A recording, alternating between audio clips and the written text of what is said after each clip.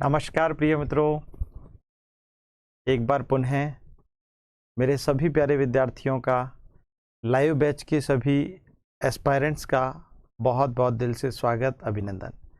प्रिय मित्रों, जैसा कि आपको विदित है, ये साइकोलॉजी का लाइव बैच जो हमने लॉन्च किया है, निश्चित तौर पर इसकी लर्निंग डिफरेंट होगी, कुछ अलग होगी, बेहतर होगी और इससे सभी विद्यार्थी निश्चित तौर पर बहुत अच्छा फ़ायदा उठाएंगे। तो प्रिय विद्यार्थियों, आज क्योंकि हम जीरो से ये बैच शुरू किया है और इसकी दूसरी क्लास आज हम स्टार्ट कर रहे हैं। इस दूसरी क्लास को पढ़ने से पहले हम लोग जो कल रिमाइंड किया था या कल जो डिस्कस किया था उसको एक बार स्टार्ट कर लेते हैं और एक बार सभी लोग बता दें सब कुछ प्रॉपर है, ऑडिबिलिटी एंड विजिबिलिटी सही से सुनाई दे रहा है, सही से दिखाई दे रहा है। दो ही बातें विशेष होती हैं, बाकी तो सब चलता रहेगा। तो बिल्कुल चलिए बताइए बेटा।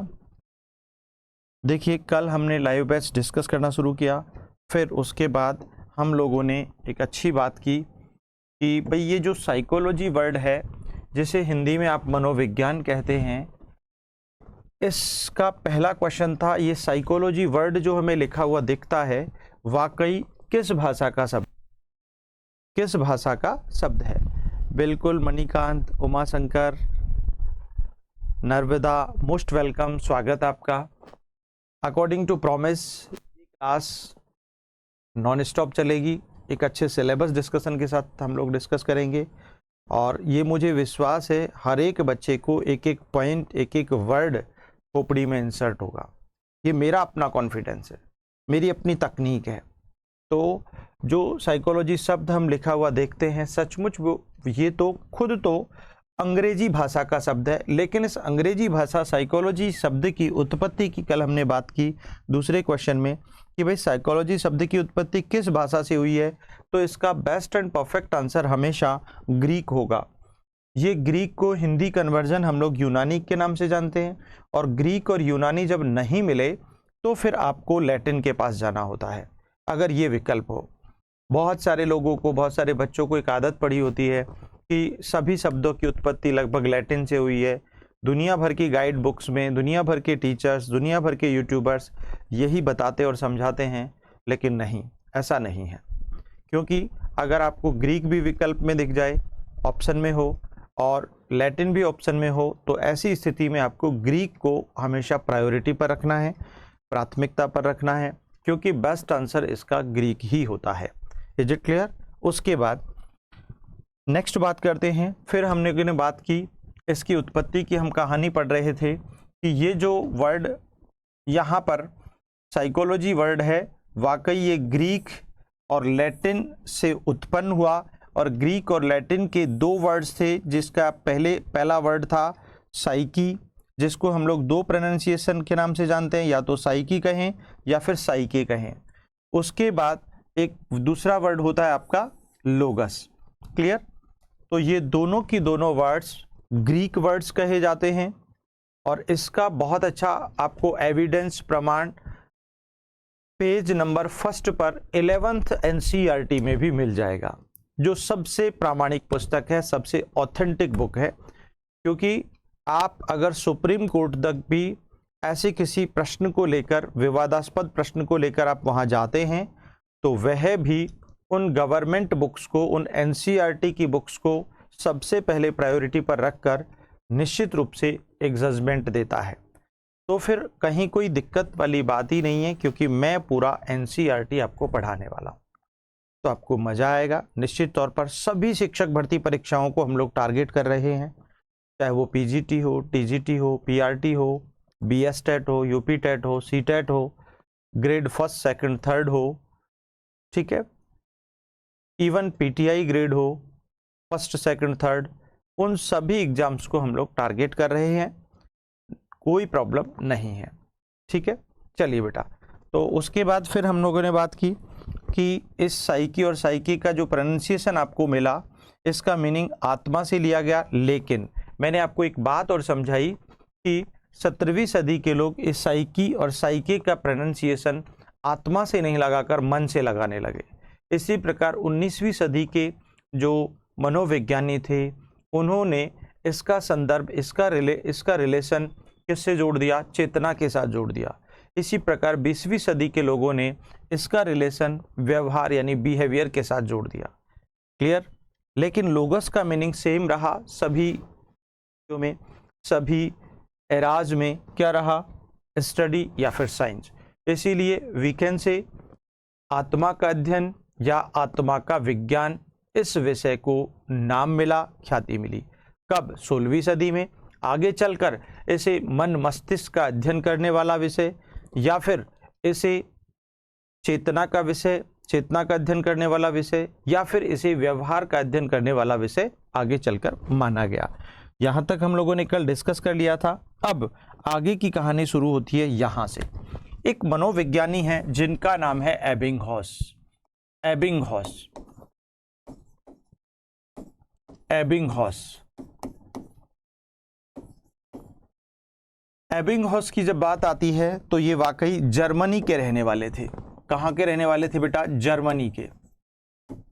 बहुत सारी किताबों में एक्चुअली इनका जीवन का अधिकांश काल रूस में बीता, इसीलिए बहुत सारी गाइड बुक्स में इनको रूस का हुआ माना जाता है। लेकिन जन्म की जब बात आती है तब तो इनका जर्मनी टाइम माना जाएगा, जर्मनी ही जगह माना जाएगा। तो ये जर्मन थे। एक और अच्छी बात यहाँ पर इनके साथ आती है कि इन्होंने, इनका अगर टाइमिंग की हम बात करें तो 1850 से लेकर 1850 से लेकर 1909 तक का इनका समय रहा है। कब तक का? 1850 से लेकर 1909 तक का इनका टाइमिंग है। ये आगे चलकर बर्लिन यूनिवर्सिटी में एज ए प्रोफेसर नियुक्ति हुए।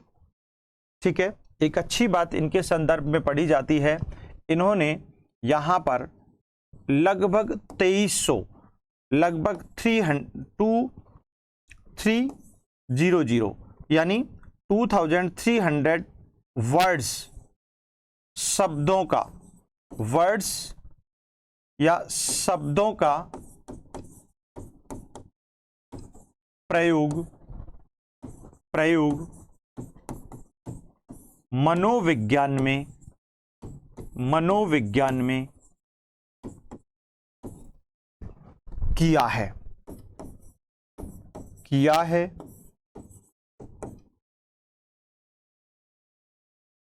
मनोविज्ञान में लगभग 2300 ऐसे वर्ड्स का प्रयोग किया है जो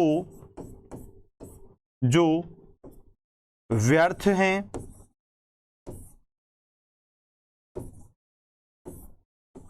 बेकार हैं,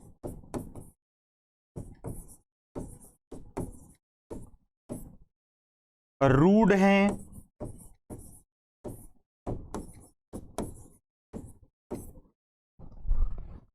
प्राचीन हैं,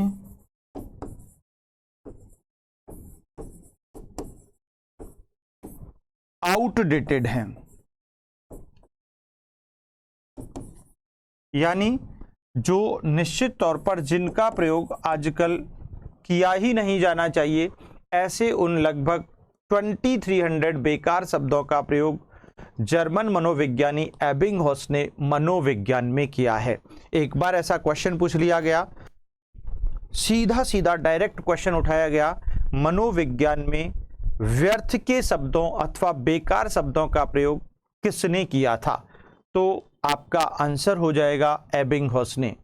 कहाँ से थे? जर्मनी से थे। आगे चलकर इनका जीवन काल रूस में व्यतीत हुआ, तो बहुत कुछ लेखक या कुछ विद्वान या कुछ जो गाइड बुक्स मिलती हैं उनमें रूस भी इनके साथ मिल जाता है, लेकिन परफेक्ट आंसर आपको जर्मन होगा। क्लियर है? उसके बाद यहाँ पर हमने पढ़ा कि आउटडेटेड ऐसे शब्द जो लगभग जिनकी संख्या 2300 है, लगभग जिनकी संख्या 2300 है, ऐसे उन बेकार शब्दों का प्रयोग इन्होंने मनोविज्ञान में किया है। एक बहुत अच्छी बात यहाँ पर इनके साथ और जुड़ जाती है कि भाई आगे चलकर जब हम एबिंगहॉस की बात करते हैं तो एबिंगहॉस के बारे में एक अच्छा कथानक यहाँ पर हमको देखने को मिलता है, पढ़ने को मिलता है कि भाई एबिंगहॉस एक ऐसे व्यक्ति भी थे, एबिंगहॉस अपने आप में एक ऐसे व्यक्ति भी थे जिन्होंने मनोविज्ञान में तो इन शब्दों का प्रयोग किया ही है, लेकिन इसके साथ साथ जब हम एबिंगहॉस की और बहुत सारी बातें पढ़ते हैं तो निश्चित तौर पर हमें समझ में आता है कि ऐसा इन्होंने क्यों किया। भाई ऐसा इन्होंने क्यों किया, तो इसके पीछे सीधा सा तर्क इनका यही था कि निश्चित तौर पर ये जो शब्द हैं कहीं ना कहीं कभी विपरीत अर्थ में, कभी सार्थक अर्थ में मनोविज्ञान को परिभाषित करने का कार्य करते हैं। और जब मनोविज्ञान को परिभाषित करने का कार्य करते हैं तो इनका यूज मनोविज्ञान के क्षेत्र में किया जाना चाहिए, ऐसा इनका मानना था, ऐसा इनका बतलाना था। इस कारण इन्होंने मनोविज्ञान में लगभग 2300 शब्दों का, बेकार शब्दों का यूज कर लिया। तो कुल मिलाकर आपका जो क्वेश्चन पूछेगा, प्राचीन, रूढ़, व्यर्थ, बेकार शब्दों का प्रयोग किसने किया था मनोविज्ञान में? एबिंगहॉस ने किया था। ये बात आपको ध्यान रखनी चाहिए। एबिंगहॉस को हम यहाँ पर क्यों लेकर आए? क्योंकि इन्होंने एक बहुत अच्छी बात कही थी मनोविज्ञान के बारे में। एबिंगहॉस की अगर अपन बात करें तो एबिंगहॉस मनोविज्ञान के बारे में एक अच्छी बात बतलाते हैं, और वो बात कौन सी है? वो है, ये कहते हैं कि ये मनोविज्ञान का जो इतिहास है ना, हिस्ट्री, मनोविज्ञान का इतिहास, यानी ये जो हिस्ट्री है वाकई 2 श्रेणियों में डिवाइडेड है। हिस्ट्री ऑफ साइकोलॉजी,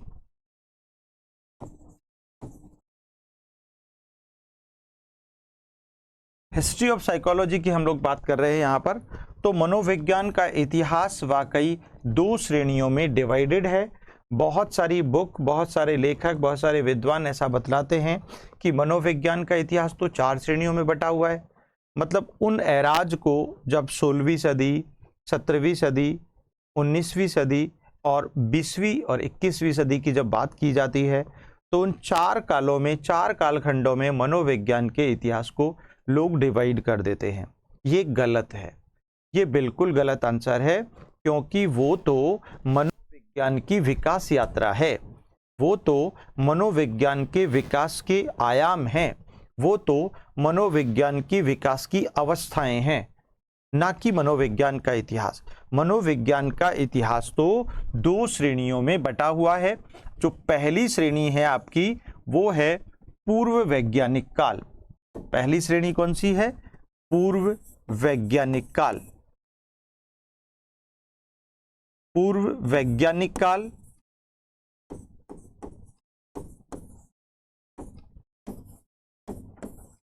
और दूसरा है उत्तर वैज्ञानिक काल। उत्तर वैज्ञानिक काल। अब देखिएगा, उत्तर वैज्ञानिक काल, अब वास्तव में ये जो पूर्व वैज्ञानिक काल और उत्तर वैज्ञानिक काल दिख रहा है आपको, ये इंपॉर्टेंट बात यहां पर ये है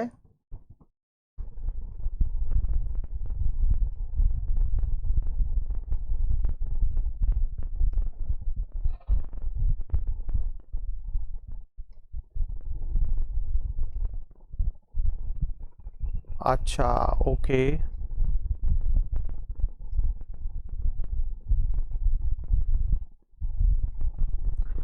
ठीक है नेहा, बिल्कुल ऐड हो जाएगी, डोंट वरी। क्लास, ये क्लास होने के बाद ऐड कर दी जाएगी, ठीक है बेटा। चलिए समझिएगा मैं क्या कहना चाह रहा हूं यहां पर। एबिंगहॉस मनोविज्ञान के इतिहास की कहानी को जब डिवाइड करते हैं तो ये इतिहास मनोविज्ञान का 2 कैटेगरीज में डिवाइडेड है, और इन दोनों कैटेगरीज को एबिंगहॉस एक बहुत अच्छी उक्ति के साथ डिफाइन करते हैं। और एबिंगहॉस कहते हैं कि भाई मनोविज्ञान का जो इतिहास है ना, मनोविज्ञान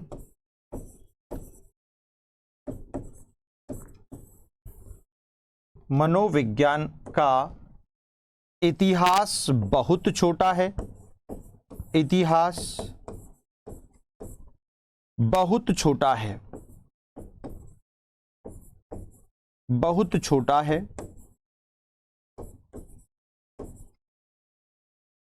जबकि अतीत बहुत लंबा है, जबकि अतीत बहुत लंबा है।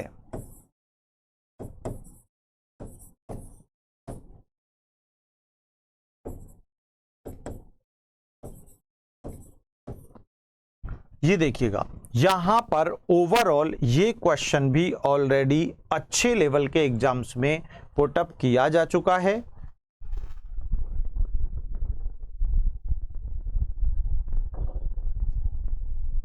निश्चित तौर पर बिल्कुल सभी को शुभ प्रभात, गुड मॉर्निंग।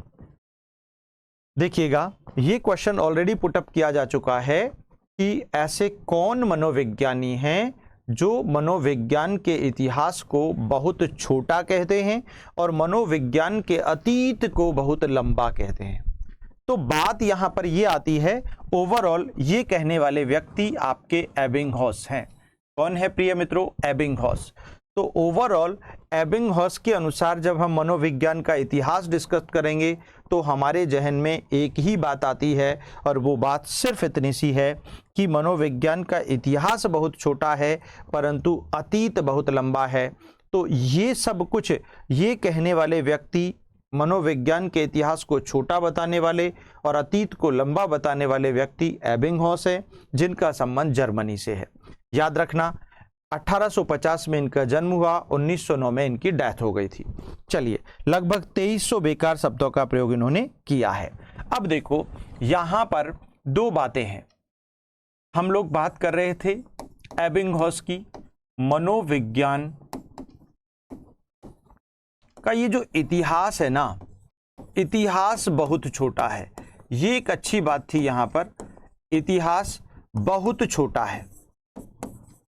अब बहुत छोटा है ये बात तो ठीक है, लेकिन क्यों छोटा है, इसके पीछे क्या कारण है भाई? क्यों छोटा है, इसके पीछे क्या कारण है?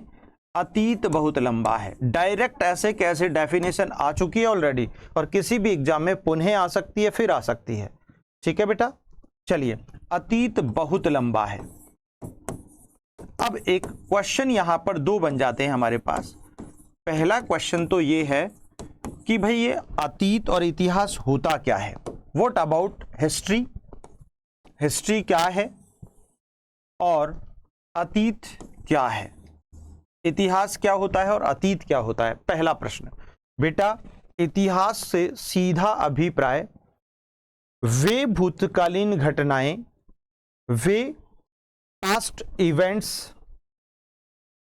सिचुएशंस या फिर एलिमेंट्स जिनका संबंध या जो हमारे पास इन रिटर्न फॉर्म, लिखित साक्ष्यों के रूप में या प्रमाणों के रूप में उपलब्ध होते हैं या हम तक पहुंचे हैं।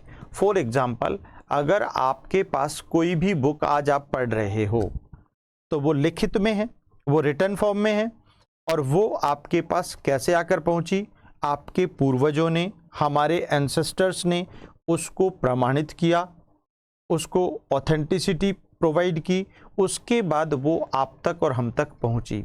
तो सचमुच वो जो कुछ भी लिखा हुआ है, चाहे वो 500 साल पहले का लिखा हुआ हो, चाहे वो 200 साल पहले का लिखा हुआ हो, लेकिन आप तक और हम तक जो लिखित में पहुंचा है, निश्चित तौर पर वो किसी न किसी ऐतिहासिक घटना का विवरण है।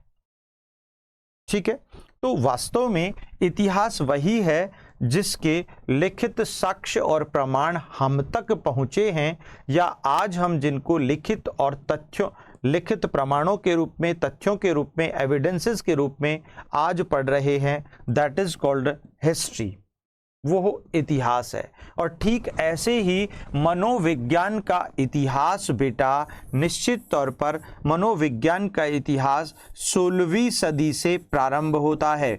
यानी दुनिया की किसी भी बुक को आप पढ़ेंगे तो आपको यही आंसर मिलेगा, 16वीं सदी से लेकर आज तक का जो समय है वही मनोविज्ञान का इतिहास है। From 16th century to till today, आज तक का जो टाइमिंग है, तो आप लगा सकते हो 16वीं सदी से 21वीं सदी, लगभग 500 सालों का, लगभग 500 सालों का, 500 ईयर्स, लगभग 500 वर्षों का मनोविज्ञान का क्या है बेटा, इतिहास है। तो ये एक अच्छा प्रश्न बन गया है। यहाँ पर बहुत सारे लोग आपसे पूछ सकते हैं, आपसे भाई आप कहाँ पर साइकोलॉजी पढ़े हो, पहला प्रश्न ये आता है। तो आप कहेंगे सर संजय सर से पढ़े हैं हम लोग। तो भाई आप लोगों को से पूछा कि what is the meaning of psychology, psychology का मीनिंग क्या है, आपको टीचर बनने से पहले साइकोलॉजी क्यों पढ़नी पड़ रही है, साइकोलॉजी पढ़ना क्यों जरूरी है, साइकोलॉजी का मीनिंग क्या होता है, इसका ओरिजिन कैसे हुआ था। ऐसे बहुत सारे क्वेश्चंस आपसे लोग पूछ सकते हैं। और ऐसी सिचुएशन में अगर आपने उनको रिस्पॉन्ड नहीं किया, अगर आपने उनको सटीक अर्थ नहीं समझाया, अगर आपने उनको according to situational meaning provide नहीं किया, तो निश्चित तौर पर यू आर फेलर। फिर प्रश्न चिन्ह पर किस पर लगेगा, मुझ पर लगेगा कि यार संजय सर ने आपको क्या पढ़ाया, जब आप साइकोलॉजी का ही मीनिंग नहीं जानते, उसका ओरिजिन कैसे हुआ, उसका कैसे समय, उसका किस किस ढंग से उसकी जानकारी हमें प्राप्त होती है। हम एक मूल विषय पढ़ रहे हैं और उसकी बेसिक पृष्ठभूमि हमें नहीं आती, जहाँ से क्वेश्चंस भी ऑलरेडी आ चुके हैं। एबिंगहॉस का आ चुका है, एबिंगहॉस की परिभाषा आ चुकी है, मनोविज्ञान का इतिहास बहुत छोटा है और अतीत बहुत लंबा है। किसने कहा है, एबिंगहॉस ने। हर एक प्रश्न एग्जाम में, टीचर ग्रेड एग्जाम्स में, भारतवर्ष के डिफरेंट जो भी सेगमेंट हैं टीचर्स के, उन सभी में ऐसे प्रश्न ऑलरेडी पुटअप किए जा चुके हैं। तो फिर हमें छोड़ना कुछ भी नहीं है, इजी कुछ नहीं है। हो सकता है आपने पढ़ा हो, लेकिन बेटा आप उसको बार बार रिमाइंड करें, क्योंकि दिमाग से चीज़ें निकल जाती हैं। इसीलिए इस क्लास का बेनिफिट क्या है, आपको इस क्लास को 10 बार, 15 बार, 20 बार सुनने का मौका मिलेगा। ये एक अच्छी बात है। तो आप पढ़ें आराम से, ठीक है। उसके बाद यहाँ पर बात आती है, तो लगभग कितने वर्षों का मनोविज्ञान का इतिहास है, 500 ईयर्स का, मतलब लगभग 500 साल पुराना मनोविज्ञान का इतिहास है। तो फिर अतीत क्या है, फिर एक नया प्रश्न बन गया। भाई इतिहास यानी मनोविज्ञान के लिखित प्रमाण जो आपको मिल रहे हैं ना, साक्ष्य जो मिल रहे हैं, वो लगभग 500 सालों के ही मिल रहे हैं। 16वीं सदी से वो शुरू होते हैं और आज तक वो खत्म हो जाते हैं। वो मनोविज्ञान का इतिहास है, क्योंकि ये लिखित रूप में हमें मिलता आ रहा है, ठीक है। और जबकि यहां पर अतीत की अगर अपन बात करें, अतीत बहुत लंबा है। इसका कहने का अर्थ क्या था, अतीत लंबा है यानी वे प्राचीन कालीन घटनाएं, वे एंशिएंट या पास्ट टाइम, जिसका हमारे पास लिखित में कोई प्रमाण ही नहीं है, कोई एविडेंस ही नहीं है, कोई फैक्ट ही नहीं है, कोई इंसिडेंट ही नहीं है, कोई एलिमेंट ही नहीं है, किसी प्रकार का कोई कंटेंट अवेलेबल नहीं होता है। That is called the ancient time of psychology. वही मनोविज्ञान का अतीत है। प्रिय विद्यार्थियों, जिसके लिखित में कोई प्रमाण नहीं मिलते, साक्ष्य नहीं मिलते, वह अतीत है। इसीलिए अतीत कब शुरू हुआ, एक अच्छा प्रश्न यहाँ पर बनता है कि अतीत शुरू होता है इस धरती पर जब प्राणी आया, जब मानव आया, जब शिशु आया, जब कोई भी जीव आया, तब से लेकर, यानी आप कहें ईसा पूर्व से लेकर, ईसा पूर्व या प्राणी जन्म से लेकर, इसको प्रूव करूंगा अभी, प्राणी जन्म से लेकर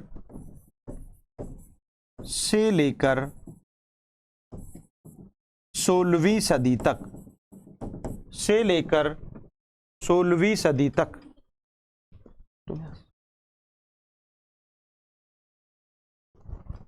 ठीक है। ईसा पूर्व या प्राणी जन्म से लेकर 16वीं सदी तक का जो समय है, सदी तक का जो समय है, that is called the ancient time of psychology. And also there are no evidences and facts about psychology, so we can say this is the अतीत of psychology. Is it clear? तो यही इसका फॉर्मेट है, ये बात आपको ध्यान रखनी चाहिए।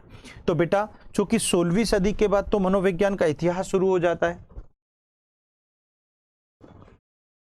क्या शुरू हो जाता है? 16वीं सदी के बाद तो मनोविज्ञान का इतिहास शुरू हो जाता है।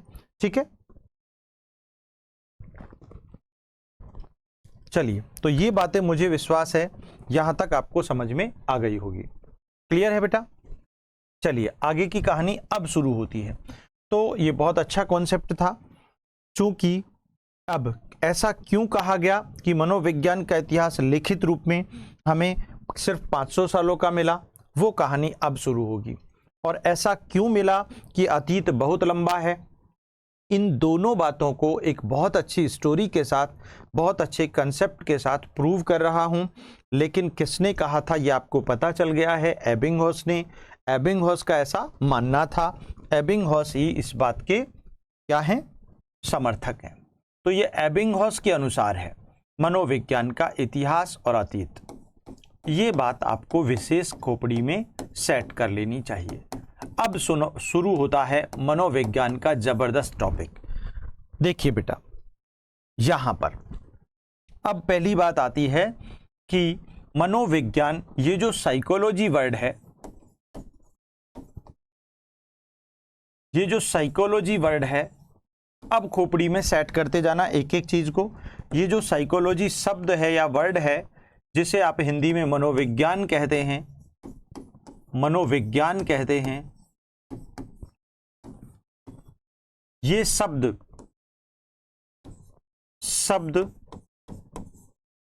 जब शब्द की बात आती है, सर्वप्रथम सबसे पहले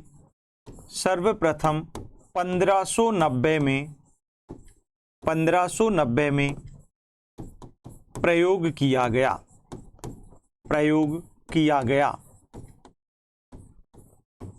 पहला फैक्ट, भाई आपसे अगर क्वेश्चन पूछा जाए, ये साइकोलॉजी शब्द पहली बार, दुनिया में पहली बार, फर्स्ट टाइम कब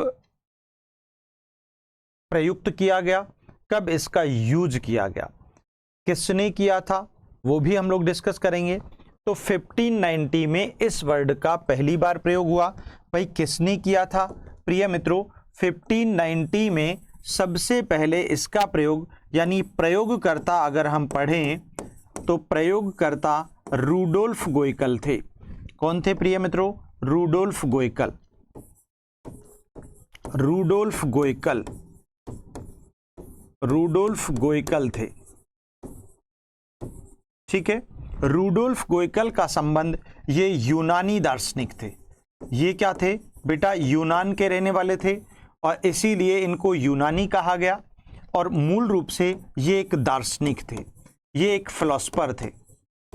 सिंपल सी भाषा में मैं हर एक वर्ड को इंग्लिश ट्रांसलेशन भी कर रहा हूं, तो जो विद्यार्थी इंग्लिश से रिलेटेड हैं या इंग्लिश में जिनको साइकोलॉजी चाहिए, मैं निश्चित तौर पर कंप्लीट आपको सेगमेंट इंग्लिश में भी प्रोवाइड साथ साथ कर रहा हूं। अगर लिखित में भी चाहिए तो वो भी आपको मिल जाएगा। ठीक है, तो रूडोल्फ गोइकल जो कि ग्रीक फिलोसफर थे, तो ग्रीक फिलोसफर होने के नाते मैंने लिख दिया यहां पर यूनानी दार्शनिक, हिंदी में इसी को आप लोग ग्रीक फिलोसफर भी कह सकते हैं। बात एक ही है, मैं आपको पहले ही बता चुका हूं।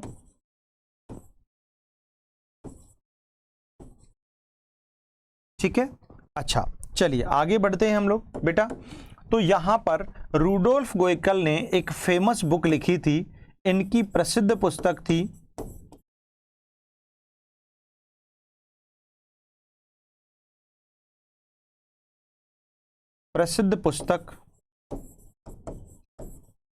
इनकी प्रसिद्ध पुस्तक थी, उस पुस्तक का नाम था साइकोलॉजिया।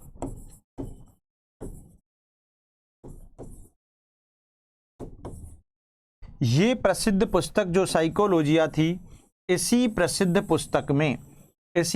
पुस्तक में इन्होंने 1590 में ये लिखी गई थी, और 1590 में इसी पुस्तक में इन्होंने पहली बार साइकोलॉजी शब्द का, 1590 में इसी पुस्तक में पहली बार इन्होंने साइकोलॉजी शब्द का प्रयोग किया है।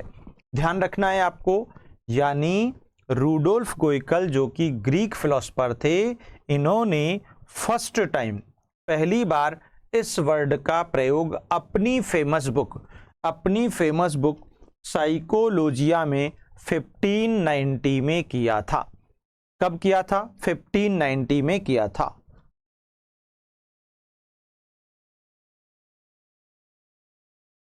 चलिए, यहां तक उम्मीद है आपको सब कुछ समझ में आ गया होगा। अब एक प्रश्न और बनता है, बेटा इस 1590 को हम कौन सी सदी में काउंट करेंगे? तो इसको मैं समझा देता हूं। 1590 का मतलब हो गया 16वीं सदी। 16वीं सदी, 16th सेंचुरी। आपको कैसे पता लगा? भाई सीधी सी बात है, यहां पर एक सदी में 100 साल होते हैं, एक सेंचुरी में 100 ईयर्स होते हैं, 100 साल होते हैं। तो निश्चित तौर पर यहां पर 1500 साल यानी 15 सदियां तो गुजर गई हैं, और फिर 1500 साल प्लस 90 साल, तो 15 सदियां तो गुजर चुकी हैं, निकल चुकी हैं। और ये 90 साल कौन सी सदी के? 16वीं सदी के।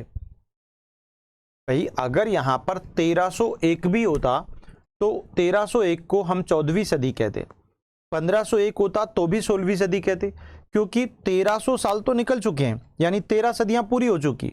और वो एक साल जो 1301 आपने कहा, वो एक साल जो है वो वाकई 14वीं सदी का है, वो 14th सेंचुरी का है। तो ठीक ऐसे ही ध्यान रखना चाहिए। भाई इसका सिंपल सा कॉन्सेप्ट अगर हम ऐसे भी पढ़ सकते हैं, मान लो आपकी क्लास का एक स्टूडेंट है, रामू, श्यामू, मोहन, सोहन, जो भी है, गीता, सीता, तो मान लो उसका आज बर्थडे है और वो आज 20 ईयर्स कंप्लीट उसके हो गए हैं। कितने हो गए? 20 ईयर्स कंप्लीट हो गए हैं। अब कल वापस जब वो हमारी क्लास में वापस आता है तो आज 20 ईयर्स कंप्लीट हो चुके हैं, लेकिन कल जब वो हमारी क्लास में आएगा तो 20 साल यानी 20 ईयर्स कंप्लीट कल ही हो गए थे, और आज जब आया है तो 20 साल का हो गया, तो वो एक दिन का है, 21वें साल का है, 21 का है, 21वें साल का है। इस कारण ठीक वैसे ही आप पढ़ते हैं कि भाई 15 साल कंप्लीट हो चुके हैं और ये 90 ईयर्स हमारी 16वीं सदी। रटो मत चीजों को, समझो।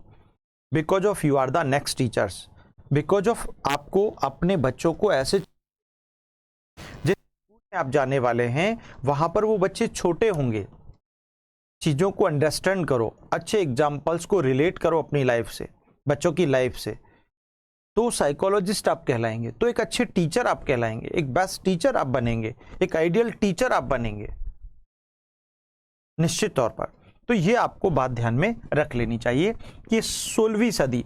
अब आपकी खोपड़ी घूम गई होगी कि यार 16वीं सदी से मनोविज्ञान का इतिहास शुरू होता है और वो आज तक चलता है, ये तो एबिंगहॉस ने कहा था। तो ठीक इसी कारण भैया जब ये साइकोलॉजी शब्द ही पहली बार 16वीं सदी में लिखा हुआ मिलता है, इसके प्रमाण मिलते हैं, तभी से तो मनोविज्ञान का इतिहास शुरू होगा। भाई इतिहास क्या है? जहां से या जब से मनोविज्ञान की कुछ फैक्ट्स, कुछ घटनाएं, कुछ तथ्य हमें लिखित और प्रामाणिक रूप में प्राप्त हुए, तब से मनोविज्ञान का इतिहास शुरू हुआ। इसीलिए वी कैन से गाइस 1590 से मनोविज्ञान का इतिहास शुरू होता है, यही कहना था एबिंगहॉस का। इसीलिए 1590 से लेकर आज तक का जो टाइमिंग है वो एक छोटा सा समय है, लगभग 500 सालों का, 500 ईयर्स का। उस छोटे से समय को मनोविज्ञान का इतिहास कहा एबिंगहॉस ने कि वह बहुत छोटा है, और इसके पीछे यही तर्क था। तो ये कहानी यहाँ से शुरू हुई, इसीलिए मैंने पहले उसको समझाया आपको। तो आपको 4-5 क्वेश्चन यहाँ पर क्लियर हो गए होंगे। मनोविज्ञान शब्द या साइकोलॉजी शब्द सबसे पहले 1590 में यूज किया गया। यूज करने वाले या प्रयोग करने वाले व्यक्ति रूडोल्फ गोइकल थे, जो कि संबंधित थे ग्रीक फिलोसोफर के रूप में इन्हें जाना जाता था। ठीक है, इनकी फेमस बुक थी साइकोलॉजिया। इस साइकोलॉजिया बुक को ही इन्होंने कब राइट किया? 1590 में। इसीलिए इस साइकोलॉजिया बुक में ये शब्द पहली बार लिखा गया 1590 में। इस कारण मनोविज्ञान शब्द के लिखने की बात यहाँ पर 1590 में हमें प्राप्त होती है। ठीक है बेटा, अब आगे की कहानी शुरू होती है यहां से। अब एक क्वेश्चन आता है 1590 या 16वीं सदी, दोनों एक ही बातें हैं, हम ऐसा पढ़ सकते हैं। 1590 कह दो या फिर 16वीं सदी कह दो। से पहले मनोविज्ञान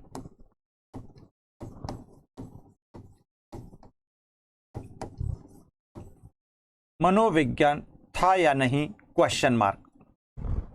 भाई प्रश्न बहुत अच्छा है, क्वेश्चन बहुत अच्छा है। एक क्वेश्चन बनता है कि 1590 या 16वीं सदी से पहले, क्योंकि पहली बार शब्द कब लिखा हुआ मिलता है हमको। भाई 1590 वाली कहानी तो इतिहास बना देती है, और इतिहास में नहीं पढ़ा रहा हूं मैं, तो आपको वो तो सिर्फ इतना सा बताया कि भाई मनोविज्ञान शब्द पहली बार 1590 में यूज किया गया। अब मैं उससे पहले की यानी अतीत पहले पढ़ा रहा हूं, फिर इतिहास हम लोग पढ़ेंगे ही, क्योंकि इतिहास तो आज तक का है, तो आज तक का मनोविज्ञान तो हम लोग सीखने ही वाले हैं। लेकिन पहले अतीत तो पढ़ लें, ये भला क्या है, क्यों कहा ऐसा एबिंगहॉस ने, क्या वजह थी, क्या रीजन था, वो बातें हमको यहाँ पर ध्यान से समझनी चाहिए।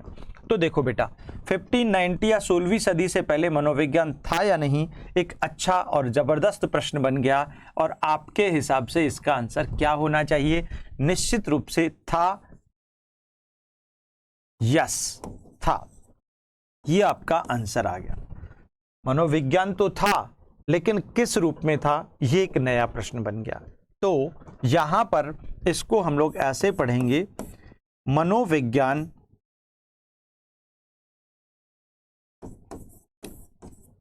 सोलहवीं सदी से पूर्व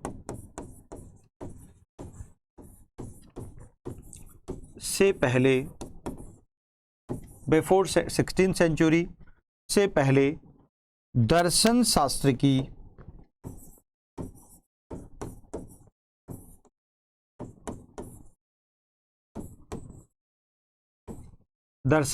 की एक शाखा के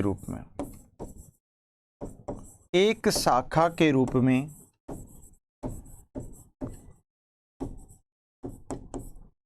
विद्यमान था।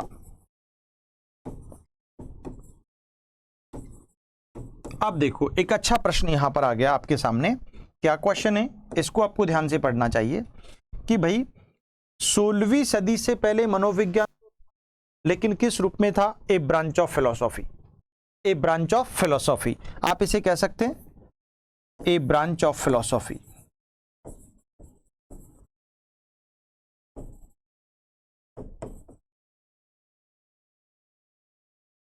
Is called psychology.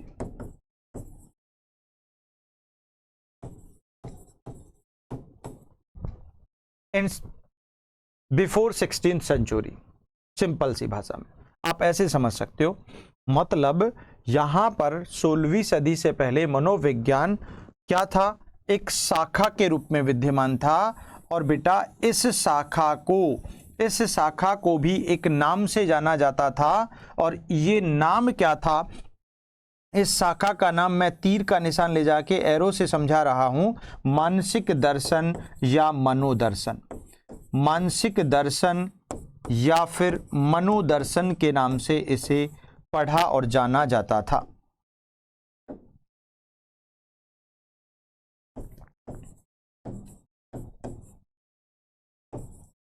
कुछ जगह पर इसका मानसिक शास्त्र और मनोशास्त्र भी नाम मिल जाता है, मीनिंग तब भी वही है, बदला कुछ नहीं है। तो आपको समझना चाहिए, यहां पर ध्यान देना चाहिए कि मनोविज्ञान 16th सेंचुरी से पहले दर्शन शास्त्र की एक शाखा था, एक ब्रांच था, और उस ब्रांच का भी एक नाम था, दैट इज मानसिक दर्शन। ठीक है, मेंटल विजन या फिर मनोदर्शन या मानसिक शास्त्र या मनोशास्त्र। तो ओवरऑल एक प्रश्न और बन गया कि भाई 16th सेंचुरी से पहले मनोविज्ञान किस रूप में पढ़ा जाता था। अगर ये प्रश्न बनता है तो ये ब्रांच ऑफ फिलोसॉफी के रूप में, यानी कि दर्शन शास्त्र की एक शाखा के रूप में। दूसरा प्रश्न बनता है उस शाखा को किस नाम से जाना जाता था, तो फिर आपका क्वेश्चन बनता है मानसिक दर्शन और मनोदर्शन के नाम से। क्लियर है यहां तक? अब आगे बढ़ जाते हैं। लेकिन मेरा प्रश्न यहां पर यह आता है कि ये जो दर्शन शास्त्र है, दर्शन शास्त्र की उत्पत्ति, दर्शन शास्त्र की उत्पत्ति, दर्शन शास्त्र की उत्पत्ति कब हुई थी? तो इसका प्रश्न यहां पर आ जाता है लगभग चौथी पांचवी सदी में। चौथी पांचवी सदी में, ऐसा कुछ विद्वान कहते हैं, चौथी पांचवी सदी। और कुछ कहते हैं कि नहीं, ईसा पूर्व हुई थी। कब हुई थी बेटा? ईसा पूर्व हुई थी। कुछ लोग ऐसा बतलाते हैं।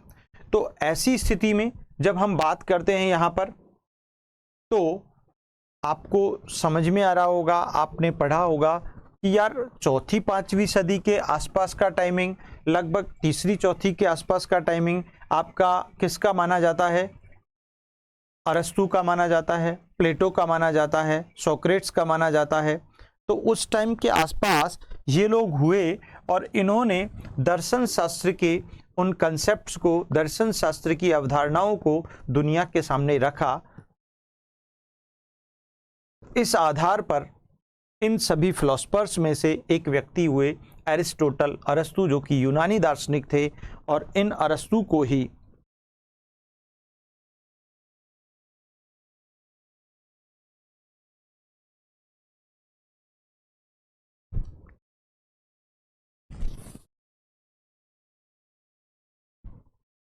चलिए देखिएगा, तो चौथी पांचवी सदी, या दूसरा विकल्प मिलता है ईसा पूर्व। तो हम दोनों को ही पढ़ लेते हैं, हम दोनों को ही ध्यान में रखते हैं। तो एक हमारा नया प्रश्न बन गया कि यार दर्शन शास्त्र जैसे, फिलॉसफी जैसे जो इंडिपेंडेंट सब्जेक्ट है, उस इंडिपेंडेंट सब्जेक्ट का ओरिजिन ही लगभग चौथी पांचवी सदी में हुआ या फिर ईसा पूर्व हुआ।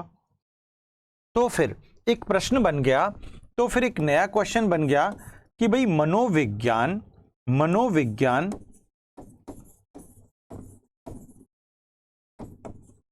मनोविज्ञान चौथी पांचवी सदी से लेकर, चौथी या पांचवी सदी या फिर ईसा पूर्व से लेकर, ईसा पूर्व से लेकर 1590 तक, 1590 या फिर 16वीं सदी, मीनिंग एक ही है, सदी तक।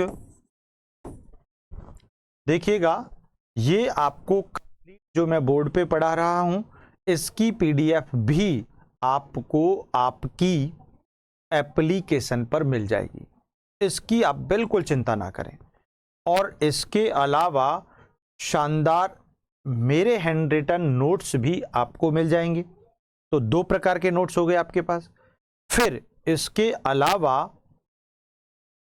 आपको 50 टेस्ट सीरीज भी निश्चित रूप से मिल जाएगी इसी के साथ। तो बहुत सारा बेनिफिट है आपको, गजब की प्रैक्टिस आपकी हो जाएगी। ठीक है, चलिए तो बेटा आप देखें 1590 या 16वीं सदी तक, 16वीं सदी तक मनोविज्ञान किसकी शाखा रहा? किसकी शाखा रहा? दर्शन शास्त्र की एक शाखा के रूप में पढ़ा जाता रहा। सिंपल सी भाषा में बात यह हो गई कि यार जब से दर्शन शास्त्र का ओरिजिन हुआ ना, दर्शन शास्त्र का ओरिजिन तब से 16वीं सदी तक तो मनोविज्ञान उसकी ब्रांच के रूप में था। वह सिंपल सा एक ट्री था, एक पेड़, और उसकी एक शाखा निकल कर आई, उसकी एक ब्रांच निकल कर आई, और वो ब्रांच तब तक बना रहा जब तक वो पेड़ हरा भरा रहा, तब तक रही। लेकिन एक समय ऐसा आया कि अब उस ब्रांच वो इतनी बड़ी हो गई कि अब उसने स्वयं ने एक नए ट्री का रूप ले लिया। वो समय अलग है, उस समय की हम बात करेंगे, लेकिन उससे पहले तो वो उस पेड़ की, उस ट्री की एक सिर्फ ब्रांच थी। क्लियर? तो वही चीज हम यहां पर डिस्कस कर रहे हैं। तो 1590 या 16वीं सदी तक ये ब्रांच ऑफ फिलोसॉफी के रूप में ही पढ़ा जाता रहा। क्या? आपका मनोविज्ञान। तो फिर एक नया प्रश्न यहां पर बनता है कि सर, ये दर्शन शास्त्र के जनक तो अरस्तु थे। दर्शन शास्त्र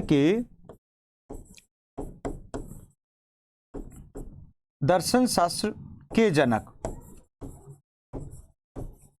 यानी फादर ऑफ फिलोसॉफी,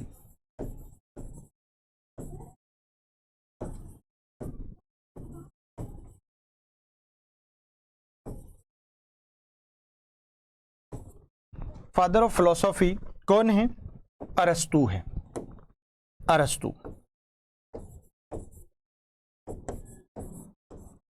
जो कि यूनानी दार्शनिक थे, ग्रीक फिलोसफर थे।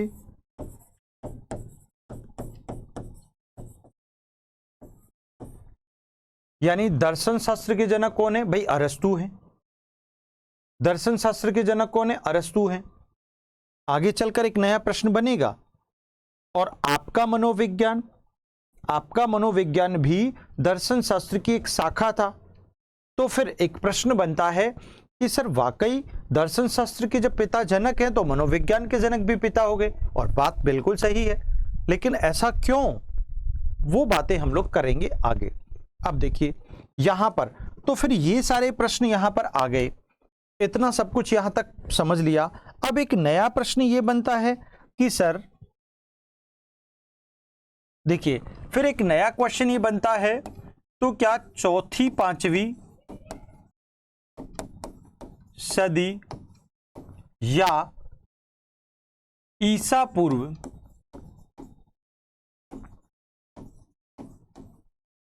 से पहले मनोविज्ञान नहीं था? से पहले मनोविज्ञान था या नहीं? ये एक प्रश्न फिर नया आ गया। से पहले मनोविज्ञान था या नहीं, एक नया प्रश्न वापस आ गया उठ करके, क्वेश्चन मार्क ये लगा दिया मैंने। फिर एक नया क्वेश्चन बनकर आपके सामने उपस्थित हो गया कि यार, ईसा पूर्व से लेकर, या फिर हम कहें चौथी पांचवी सदी से पहले क्या साइकोलॉजी नहीं था? भाई, चौथी पांचवी सदी से लेकर 16वीं सदी तक तो दर्शन शास्त्र की शाखा था, ये समझ में आ गया। ब्रांच ऑफ फिलोसॉफी के रूप में पढ़ा जाता रहा, उसे जाना जाता था, और फिलोसफी के जनक आपके अरस्तु थे। यहां तक तो आपने सीख लिया, लेकिन क्या जब दर्शन शास्त्र की उत्पत्ति नहीं हुई थी, जब फिलोसफी इस दुनिया में नहीं आया था, तो क्या मनोविज्ञान भी नहीं था क्या? ये एक नया प्रश्न बना।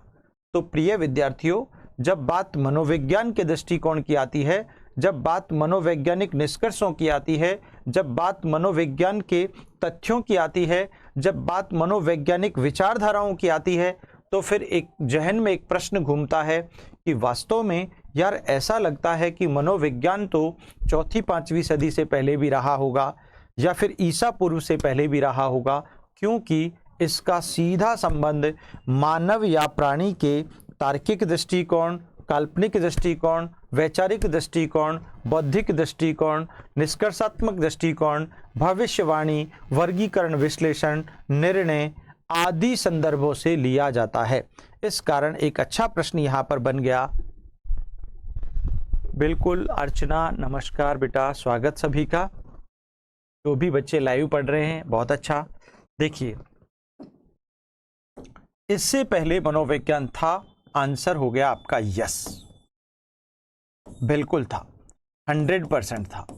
और यस होने के साथ साथ एक कहानी शुरू होती है यहां पर। किस रूप में था भैया? चौथी पांचवी सदी या ईसा पूर्व, यानी जब दर्शन शास्त्र ही नहीं आया था, तो क्या उससे पहले भी मनोविज्ञान था? तो था, हम इस बात को स्वीकार करते हैं। और कैसे था, उस बात की कहानी पढ़ते हैं। देखिएगा किस रूप में था। मानव या प्राणी के तर्क, चिंतन, कल्पना, विचार, सोच,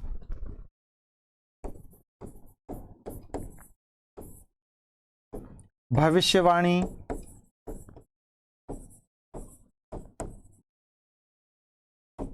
निष्कर्ष, निर्णय, वर्गीकरण, विश्लेषण,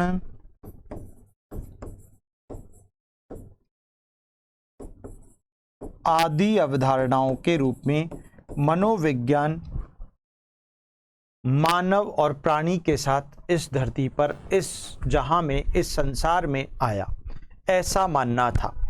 अब देखो भाई, मैंने यहां पर लिख तो दिया मेरे हिसाब से, क्योंकि किताबों में तो आपको लिखा हुआ मिलेगा ही नहीं। क्यों नहीं मिलेगा? क्योंकि मैं तो एबिंगहॉस के अनुसार आपको मनोविज्ञान का अतीत पढ़ा रहा हूं, और अतीत के कोई लिखित प्रमाण मिलते नहीं है, क्योंकि अतीत जिसका कोई लिखित प्रमाण ना हो वो अतीत है, और इतिहास जिसका कोई भी लिखित प्रमाण हो इतिहास है। ये तो मैं पहले ही आपको बता चुका हूं। तो ये मनोविज्ञान की अतीत की कहानी हम लोग पढ़ रहे हैं, और वास्तव में ये अतीत की कहानी ये बयां करती है कि जिसे लोगों ने सुनकर हम तक पहुंचाया, जो किंवदंतियों के माध्यम से चला आया, जो जनश्रुतियों के आधार पर आगे बढ़ता रहा, यानी जिसका लिखित में तो कोई प्रमाण नहीं है। मैंने आपको एक बात कह दी, आपने अपने बच्चों को कह दी, आपके बच्चों ने नेक्स्ट जनरेशन को कह दी, तो शुरू तो मैंने की थी ना।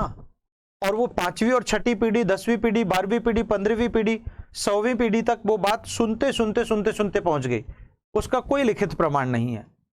तो that is called the ancient time of psychology, अतीत काल मनोविज्ञान का।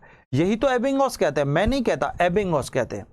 लेकिन जब मुझे यह समझ में आया कि वास्तव में इस धरा पर, इस संसार में, इस पृथ्वी पर जब मानव आया, जब प्राणी आया, तो उसके साथ कई सारे चीजें जुड़कर आई। जैसे वो कल्पना, क्या पढ़े लिखे लोग ही कल्पना कर सकते हैं? नहीं, अनपढ़ लोग भी कर सकते हैं। क्या पढ़े लिखे लोग ही अच्छा तर्क देते हैं? नहीं, अनपढ़ लोग भी देते हैं। आपने देखा होगा, भारत तो गांवों का देश है, जहां पर बहुत सारे अनपढ़ लोग, जहां पर गांवों में कोई विवाद हो जाते हैं तो गांवों की जो पंचायतें बुलाई जाती हैं, तो उन पंचायतों में ऐसे कई अनपढ़ लोग होते हैं जो शानदार डिसीजन मेकर होते हैं, बहुत गजब का डिसीजन देते हैं। वहां पर भी वाद विवाद प्रतियोगिता होती है, बहस होती है, जिरह होती है, और फिर एक अच्छा निर्णय निकल कर आता है अनपढ़ लोगों के द्वारा। आप सोचिएगा, तो वाकई ये बात साबित होती है कि वास्तव में मनोविज्ञान इस दुनिया में प्राणी जन्म के साथ आया। इसके एग्जाम्पल्स मैं आपको सिखा देता हूं। पहला एग्जाम्पल आप समझिएगा। मान लो एक बार एक महिला थी जो अपनी दूसरी पड़ोसन के यहां पर घर जाती है, और पड़ोसन के वहां पर एक छोटा सा बच्चा था। वो छोटा बच्चा रोजाना पालने में खेलता, वह उसको अपनी गोदी में लेती, वो पड़ोसन आकर के, और वो उसे खूब देर तक खिलाती। ये सिलसिला, खिलाने का सिलसिला, बच्चे के साथ मनोरंजन करने का सिलसिला, बच्चों के साथ एक्टिविटीज करने का सिलसिला, बच्चे को वात्सल्य देने का सिलसिला लगभग 15 दिनों तक चलता रहा। अब 16वें दिन जब वह पड़ोसन उस बच्चे को खिलाने वहां पर आई, तो वह बच्चा पहले से ही पालने में लेटा लेटा क्या कर रहा था? लात और घूंसे चला रहा था, अपने हाथ पैरों को मूव कर रहा था, और वो भी गजब के अंदाज में। तो वो महिला खड़ी खड़ी उस बच्चे को देख रही थी बहुत देर से कि वो कैसे एक्टिविटीज कर रहा है, पालने में लेटा लेटा कैसे मारधाड़ कर रहा है, कैसे अपने हाथ पैरों को मूव कर रहा है। वो देखे जा रही थी, देखे जा रही थी, देखे जा रही थी। देखते देखते फिर उसने उसको उस दिन खिलाया भी नहीं, गोदी में भी नहीं लिया, और वो वापस जाने लगी। लेकिन जाते जाते उस बच्चे की माँ को क्या कहकर जाती है कि भाभी जी ध्यान रखना, ये बच्चा जो है ना आपका, आगे चलकर बहुत ज्यादा शैतान बनेगा, ऐसा बनेगा, वैसा बनेगा। आप ताज्जुब करेंगे, वो महिला जो पड़ोसन उनको उस बच्चे को खिलाने आती थी, बिल्कुल निरा अनपढ़ थी, पूरी इलिटरेट थी, जिसने कभी स्कूल देखा तक नहीं, जिसने कभी साइकोलॉजी का नाम तक नहीं सुना, वो महिला 15 दिनों की उन एक्टिविटीज़ के साथ, जब 16वें दिन भी वो बच्चे की एक्टिविटीज़ को देखे जा रही थी, उसके बाद उसने उन 16 दिनों के उसके बच्चे के व्यवहार को ऑब्जर्वेशन कर उस बच्चे के बारे में भविष्यवाणी कर दी। आप ताज्जुब करेंगे, भविष्यवाणी कर दी और सचमुच आगे चलकर वो बच्चा वैसा ही बनता है। इसका मतलब वो अनपढ़ महिला भी उसके पास भी वैज्ञानिक दृष्टिकोण है। और तभी तो आपके और हमारे पूर्वजों ने कहावत भी बना दी। क्या कहावत बना दी? एक प्रोवर्ब बन गया कि पूत के पैर पालने में ही दिख जाते हैं। ये सच्चाई है कि उस पूत के पैर, उस पड़ोसन ने, मां तो देखती है, मां तो अच्छे से बहुत अच्छी भविष्यवाणी कर सकती है, चाहे कितनी भी अनपढ़ मां क्यों ना हो, लेकिन एक पड़ोसन ने सिर्फ 10-15 दिन की एक्टिविटीज के आधार पर उस बच्चे के बारे में भविष्यवाणी कर दी। आप ताज्जुब करेंगे। तो फिर ये कहावत चरितार्थ होती है, ये सार्थक होती है, ये यूटिलाइज होती है हमारे जीवन में कि पूत के पैर पालने में दिख जाते हैं। और ये बात भी सच है कि आज आपके पेरेंट्स, मेरे पेरेंट्स, हम सबके पेरेंट्स, क्या हम जो भी करतूत कर रहे हैं, जो भी कारनामे कर रहे हैं, जो भी एक्टिविटीज़ कर रहे हैं, क्या उनको पता नहीं है? सब कुछ पता है। एक माँ जिसने अपने बच्चे को 9 महीने पेट में रखा और जब वो 8वें 9वें महीने में वो बच्चा जब माँ के पेट में लात घूंसे चला रहा था ना, माँ को तभी से आभास होने लगा, तभी से फील होने लगा और माँ ने तभी से कहना शुरू कर दिया कि ये तो बहुत शैतान बनेगा। अंदर ही वो इतनी सारी एक्टिविटीज कर रहा है। तो उस आधार पर फिर वो बड़ा हुआ और आगे चलकर वही बच्चा जब 2 साल का हुआ तो माँ से उसने खिलौना मांगा। मान लो ये मार्कर एक खिलौना है, माँ से उसने खिलौना मांगा या वो माँ के हाथ में जो था, जो भी वस्तु थी उसको मांगा। तो माँ को पहले से ही पता था अगर मैंने ये वस्तु नहीं दी तो ये क्या करेगा, ये किचन के सारे बर्तन रोड पर फेंक देगा, ये बहुत तेज चीख कर रोने लगेगा। माँ को एडवांस पता है, जो कि अनपढ़ माँ है, जिसने कभी स्कूल तक नहीं देखा। और माँ के पेट में जब वो था, माँ तब से ही भविष्यवाणी करना उसने शुरू कर दिया। तो क्या उन्हें साइकोलॉजी नहीं आती? आती है।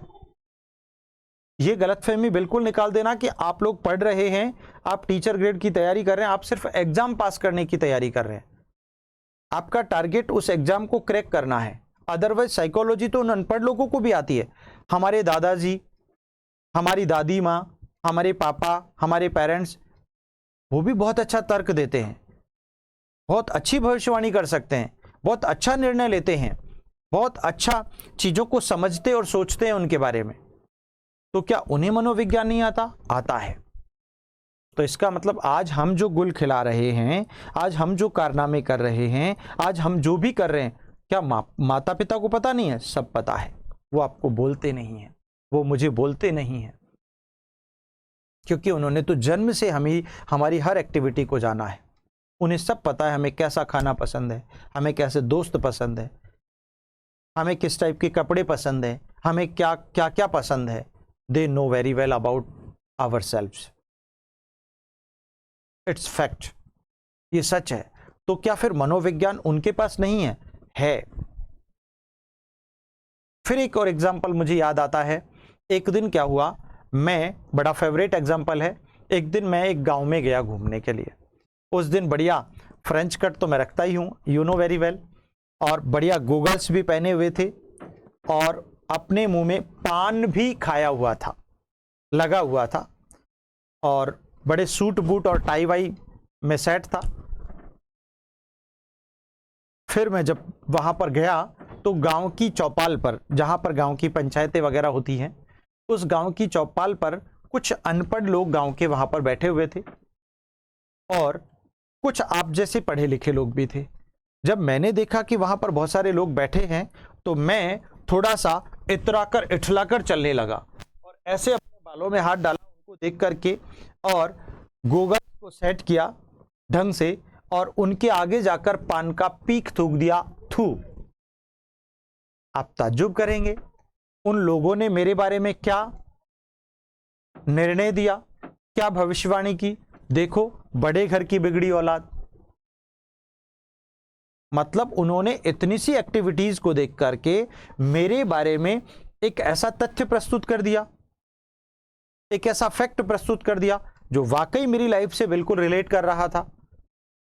इट मींस, और उन लोगों ने कभी स्कूल तक नहीं देखा, कभी साइकोलॉजी का नाम तक नहीं सुना, उसके बावजूद भी कितना अच्छा कंक्लूजन दिया, कितना अच्छा डिसीजन दिया, कितने अच्छे से यहां पर अपना तर्क प्रस्तुत किया,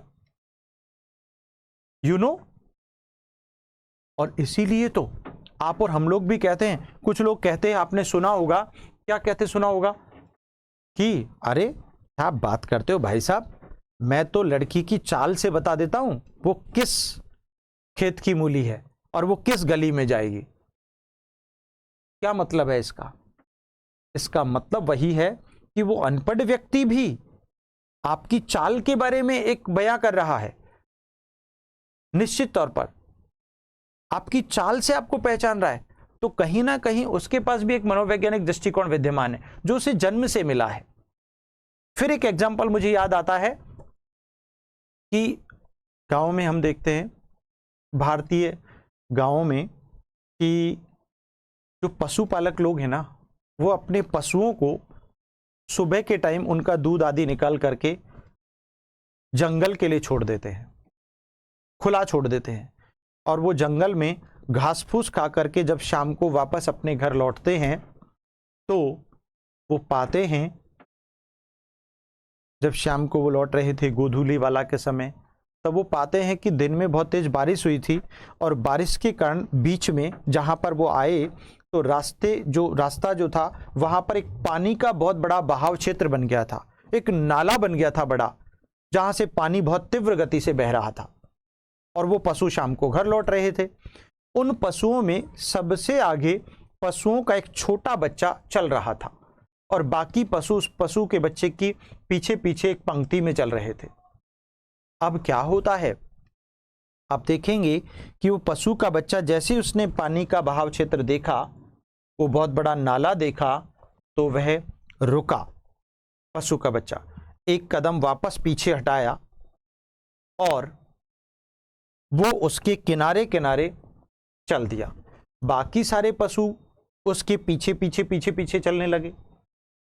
आप ताज्जुब करेंगे, पशु के बच्चे की मां ने या उसके पिता ने क्या ऐसे नाले में कूदकर, किसी कुएं और खाई में कूदकर, खुद मरकर अपने बच्चे को सिखाया था क्या, ट्रेनिंग दी थी क्या? नहीं। क्या कोई मां अपने बच्चे को स्वयं रोकर रोना सिखाती है क्या? नहीं। ऐसी चीजों को, ऐसी कुछ अवधारणाओं को बच्चे और प्राणी अपने जन्म के साथ लेकर इस दुनिया में आते हैं। तो बात सही है कि वास्तव में ऐसी मनोवैज्ञानिक विचारधाराएं, ऐसे मनोवैज्ञानिक तथ्य और दृष्टिकोण एक प्राणी, एक मानव, एक शिशु, एक बालक, एक व्यक्ति अपने जन्म के साथ लेकर आया, जिनके परिणाम स्वरूप उस पशु के बच्चे ने निर्णय लिया कि मुझे आगे नहीं बढ़ना है, वो पीछे हटा और उसके किनारे किनारे चल दिया।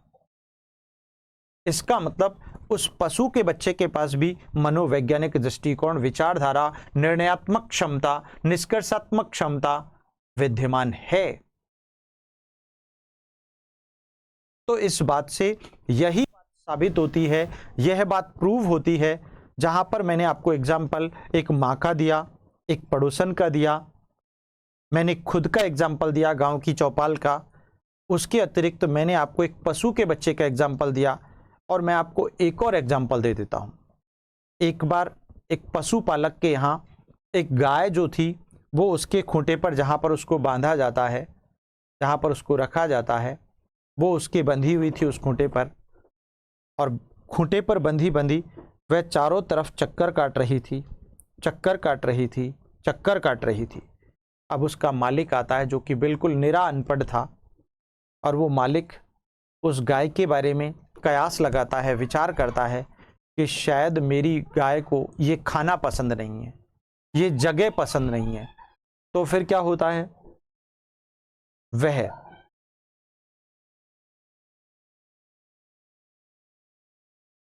आप सोचिएगा, तो अब क्या होता है कि वह उस गाय को दूसरी जगह पर बांध देता है, नई जगह पर, और उसे नया खाना डाल देता है।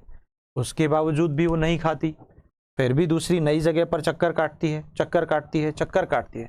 आखिरकार उसका मालिक एक निष्कर्ष पर पहुंचता है, वो वास्तव में विचार एक निर्णय लेता है कि निश्चित तौर पर मेरी गाय को तेज बुखार और जुकाम हो गया है, फीवर हो गया है, कोल्ड हो गया है। और लास्ट में वह पशुओं के डॉक्टर को बुलाता है और फिर उसका टेस्ट करवाता है, तो नतीजा वही मिलता है जो उस पशुपालक, जो उस अनपढ़ व्यक्ति ने लगाया था। आप सोचो, जिसने कभी स्कूल तक नहीं देखा, जिसने साइकोलॉजी का नाम तक नहीं सुना, वो अपनी गाय की उस एक्टिविटीज के आधार पर एक सही निर्णय पर पहुंचा।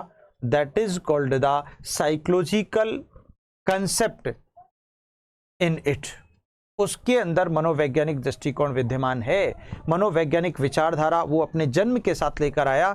इसीलिए कहा गया, इतने सारे एग्जाम्पल से यह बात साबित हुई कि वास्तव में मनोविज्ञान का जन्म कब हुआ। तो मेरा एक नया प्रश्न आपसे बन गया, मनोविज्ञान की उत्पत्ति कब हुई, मनोविज्ञान का जन्म कब हुआ, मनोविज्ञान का जन्म या उत्पत्ति कब हुई। ये एक अच्छा प्रश्न बन गया, उत्पत्ति कब हुई, बताइए बेटा। आप तो इतना सा ध्यान रख लेना, मेरी ये जो क्लास है ना, ऐसी रामबाण क्लास है, इसको आपको 5 बार 10 बार सुनने का मौका। नोट्स वोट्स मारो गोली, ये तो सब लिखे हुए जो पढ़ा रहा हूं ना बोर्ड पर, वो सब दे दूंगा, एक एक टॉपिक के एक एक बिंदु के दे दूंगा। लेकिन मैं जो एग्जाम्पल्स, जो डेली लाइफ के जो स्टोरीज, कहानीज बना रहा हूं, निश्चित तौर पर मेरा मकसद ये नहीं है। इस क्लास से आपको एक ही बेनिफिट होगा, क्या? आपकी सोचने, समझने, चिंतन करने, क्वेश्चन के आंसर को रिस्पॉन्ड करने, उसकी अप्रोच को बढ़ाने का तरीका मुझसे मिलेगा। मुझे क्या पता कि आपके एग्जाम में क्या प्रश्न आएगा। I am not guaranteed person, मैं गारंटी वारंटी नहीं देता हूं, क्योंकि जो लोग गारंटी देते हैं उनका खुद का ही अता पता नहीं रहता। मैंने आपको गारंटी दे दी, 30 में से 30 क्वेश्चन, 100 में से 100 नंबर आपको मिलेंगे, 20 में से 20 नंबर आपको मिलेंगे, और 15 दिन मैंने आपको पढ़ाया, पैसे आपसे ले लिए, उसके बाद मैं खुद ही गायब हो गया। मान लो ईश्वर ना करे कभी कोई मेरे साथ कोई हादसा हो गया और मैं 6 महीने के लिए बेड रेस्ट चला गया, फिर आप बैठे बैठे मुझे गाली दोगे, साला हमको गारंटी देके गया था, खुद का ही अता पता नहीं। So there is no guarantee. लेकिन मेरा विश्वास, मेरा वादा, मेरा कमिटमेंट, मेरी संभावना और मेरे कंटेंट की संभावना आपकी जीत दर्ज करेगी। आपको एक एक प्रश्न आपकी खोपड़ी से आंसर निकलने लगेंगे। मुझे नहीं पता कि कौन सा प्रश्न आपके एग्जाम में आएगा, लेकिन मैं कंसेप्ट लर्निंग जो आपको दूंगा ना, वो आपको अन्यत्र कहीं भी नहीं मिलेगी। तो मेरी क्लास में आपको फैक्ट्स बहुत कम देखने को मिलेंगे, मेरी क्लास में आपकी तार्किक क्षमता डेवलप होगी, मेरी क्लास में आपको आपकी सोचने समझने की पावर बनेगी, मेरी क्लास में आपको रट्टाफिकेशन वाली साइकोलॉजी कभी नहीं मिलेगी, क्योंकि मैं खुद ही नहीं जानता। क्योंकि साइकोलॉजी रटने का विषय नहीं है, साइकोलॉजी समझने का विषय है, चर्चा का विषय है, साइकोलॉजी डिस्कशन का विषय है, साइकोलॉजी सोचने और समझने और तर्क करने का विषय है। ये गलत बात है, बहुत सारे लोग इसे रटने का प्रयास करते हैं, वो गलत उत्तर दे। कितना रटोगे बेटा, दैट्स वेरी रॉन्ग। आप चीजों को समझो, आप साइकोलॉजी को अपनी लाइफ से रिलेट करो, आप साइकोलॉजी को अपनी कक्षा की परिस्थितियों से रिलेट करो, आप साइकोलॉजी को अपने जीवन के साथ जोड़ो। इसीलिए तो आपको टीचर बनने से पहले साइकोलॉजी पढ़नी पड़ रही है, ताकि आपका सर्वांगीण विकास हो। आप कैसे संवेगों को प्रदर्शित करें, आपके भावों को कैसे प्रदर्शित करें, आपका व्यक्तित्व कैसा हो, आपका आई कांटेक्ट कैसा हो, आपका लिखने और पढ़ाने का अंदाज कैसा हो बच्चों के सामने। इसीलिए तो आपको साइकोलॉजी पढ़ानी पड़ रही है। तो ठीक वैसे ही यहाँ पर प्रश्न बन गया कि भाई मनोविज्ञान का जन्म, उत्पत्ति कब हुई, तो इसका उत्तर क्या देंगे? अरे इसका आंसर होगा मेरे मित्रों, क्या होगा? प्राणी जन्म के साथ। भैया इस धरती पर जब प्राणी आया, जब मानव आया, तब ही मनोविज्ञान आ गया था, तभी मनोविज्ञान आ गया था। निश्चित तौर पर यह ध्यान रखना है। इसीलिए तो उस पशु के बच्चे का एग्जाम्पल दिया मैंने, एक माँ का एग्जाम्पल दिया मैंने, एक पड़ोसन का एग्जाम्पल दिया आपको, आप सुन लेना बार बार। मैंने मेरा खुद का एग्जाम्पल दिया, मैंने एक पशु का एग्जाम्पल दिया। इतने सारे एग्जाम्पल से ये बात साबित हुई, प्रमाणित हुई, सर्वमान्य सिद्ध हुई कि वाकई बहुत सारे अनपढ़ लोग कितने कितने विवेकी होते हैं, क्या तर्क देते हैं, क्या डिसीजन मेकिंग पावर होती है उनकी, क्या कल्पना शक्ति होती है उनमें। इसका मतलब कहीं ना कहीं मनोवैज्ञानिक विचारधारा, दृष्टिकोण उनके पास, उनके साथ भी है। तो इन सब बातों से यह बात सिद्ध होती है कि वाकई मनोविज्ञान की उत्पत्ति इस धरती पर, इस संसार में प्राणी जन्म के साथ हुई है। Is it clear? चलिए अब एक बात और आती है, वो ये है कि भाई फिर अगर ऐसा है तो फिर एक नया प्रश्न बन गया, मनोविज्ञान के जनक कौन है? मनोविज्ञान का जनक कौन है? अब मेरे सब बच्चे केवल रटा रटाया आंसर देते हैं। क्या रटा रटाया देते हैं? कि सर अरस्तु है। अरे तो भैया अरस्तु है क्यों बेटा? Why you can say the Aristotle. कारण क्या है? उत्तर अरस्तु ही है, आंसर तो अरस्तु ही है, नो डाउट। ये लिख दिया आंसर अरस्तु, अरस्तु जो कि यूनानी दार्शनिक थे।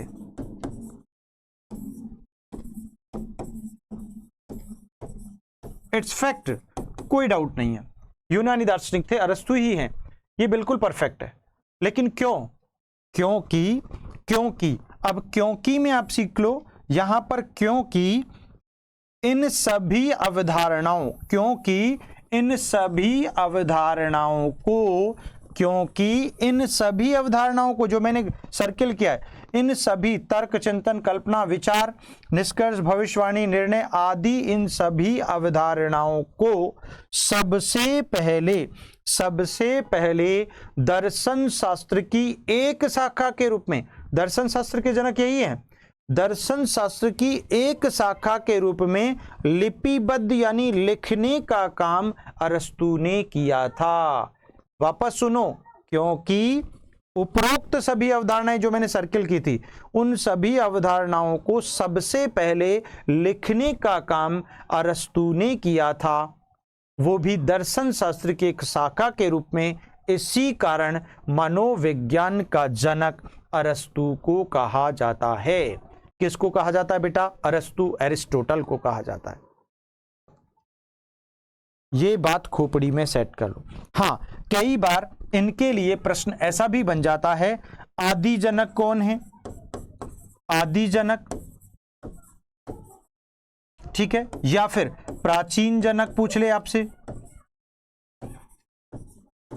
या फिर आपसे प्रारंभिक जनक कह दे, प्रारंभिक जनक कह दे, तो इन सब का उत्तर एक ही होगा और आपका आंसर अरस्तु ही होगा। बात एक ही है भाई, पहले जनक, प्राचीन जनक, आदि जनक, प्रारंभिक जनक, यही है। ठीक है, तो दो बातें समझ में आ गई। मनोविज्ञान का जनक कौन? अरस्तु। और हां, एक और प्रश्न आ जाता है यहां पर, मनोविज्ञान की जननी कौन है? मनोविज्ञान की जननी कौन है? जननी कौन है? तो जननी की जब बात आती है तो आपका आंसर दर्शन शास्त्र होगा, दर्शन शास्त्र, फिलॉसफी। मनोविज्ञान की जननी कौन है? तो आपका आंसर क्या हो गया बेटा? दर्शन शास्त्र। क्लियर हो गया? तो मनोविज्ञान की जननी हम लोगों ने पढ़ लिया, दर्शन शास्त्र है। मनोविज्ञान का जनक हमने पढ़ लिया, अरस्तु है। क्यों है ये भी हमने सीख लिया। तो ओवरऑल यहां तक आपके मनोविज्ञान की अतीत की कहानी संपन्न होती है, पूरी होती है प्रिय विद्यार्थियों। अब चूंकि नेक्स्ट क्लास में हम लोग मनोविज्ञान के इतिहास की कहानी शुरू करेंगे। आज एबिंगहॉस के अनुसार मनोविज्ञान का अतीत क्या है, कब से इसका शुरू हुआ, कैसे इसका प्रादुर्भाव हुआ, आखिर क्यों इसे प्राणी जन्म के साथ उत्पन्न हुआ माना जाता है, इन सब बातों को लेकर आज की क्लास में मैं आया। और मुझे उम्मीद है मेरे प्यारे विद्यार्थियों को, मेरे प्यारे शिक्षकों को ये क्लास पसंद आई होगी और हर एक क्लास आपकी इससे बढ़कर होगी, अच्छी होगी निश्चित रूप से। और जो समझ में नहीं आए वो मुझे आप, मेरे कॉन्टैक्ट नंबर भी आपके पास हैं और ऐप के माध्यम से भी बता सकते हो, जो भी आपकी क्वेरी हो। ठीक है, तो प्रिय विद्यार्थियों, अगर बहुत अच्छे से पसंद आती है तो दिल से, आत्मा से आपके पास आप ऐप में बहुत अच्छे कमेंट करके मुझे बता सकते हैं कि सर ये क्लास कैसी लगी। ठीक है, तो आज की क्लास में इतना ही। यहां पर आपके मनोविज्ञान की अतीत की कहानी पूरी होती है। मनोविज्ञान का अतीत, मनोविज्ञान का अतीत समाप्त यहां पर हो जाता है। ठीक है, और आगे की क्लास, हाँ एक इंपॉर्टेंट सूचना, कल के लिए क्लास नहीं होगी फिर, क्योंकि मुझे एक शादी में जाना है। परसों आपकी क्लास वही शाम को 8 बजे ही होगी। ठीक है, तो हम लोग परसों मिलेंगे। कल के लिए माफ़ी चाहूँगा। तो आज के लिए इतना ही, धन्यवाद।